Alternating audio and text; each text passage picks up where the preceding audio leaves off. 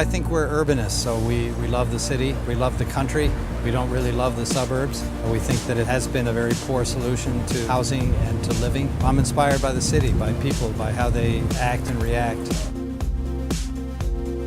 There are a lot of infill sites, sites with poor buildings that need to be replaced in the middle of blocks and in smaller pieces than the larger developments. We acquired this site in August of 2008, and we were determined to try to use the geometry of the property as efficiently and as completely as possible.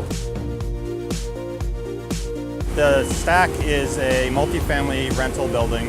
It's about 28,000 square feet of residential units, 28 units in a 7-story building on an infill site in Inwood in Upper Manhattan.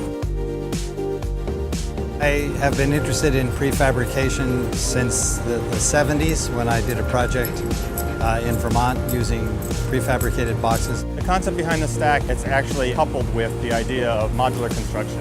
So we're using prefabricated or modular construction to enable the development of infill sites in the city. I think that the world, if not the country itself, is urbanizing, and there's a tremendous need for housing in the urban context. And there are a lot of infill sites that are very difficult to develop traditionally, and this methodology works really well for these infill sites, as well as very large-scale projects.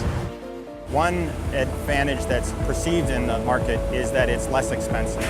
The actual cost per square foot of construction is probably comparable to on-site construction. Its huge advantage is that it's all happening in a very controlled environment. It's all happening in a big warehouse, a huge warehouse. It's a mile-long building, and they're able to work in dry, warm conditions. The workers all come to the same job every day. Another advantage of off-site is that it is a much shorter time frame. So a 7-story building is erected in a matter of 3 to 4 weeks. So overall, the advantage is that this process takes 8 to 9, 10 months, and a conventional process would take 14 to 16 to 18 months. So roughly half the time frame.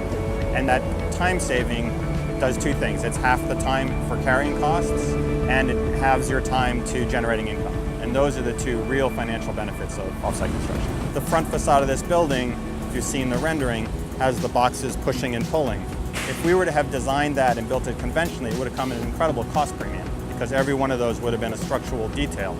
Because the boxes are designed to be independently structured and carried across the roadways, they already have that built in. So there we were taking advantage of an aspect of the modular construction that's inherent and using it as an expressive opportunity. When we start a design project, it really starts from the same basic components from program and from context. We're on an urban corridor on Broadway, surrounded by residential housing, and part of our strategy with the expression of the face of the building was to continue the street wall along Broadway, and above it, a building that still expresses its time. So it's a contemporary building. It doesn't mimic its neighbors, but it does relate to them through scale, the kind of windows we have, and so there's a relationship to its context that may not be literal.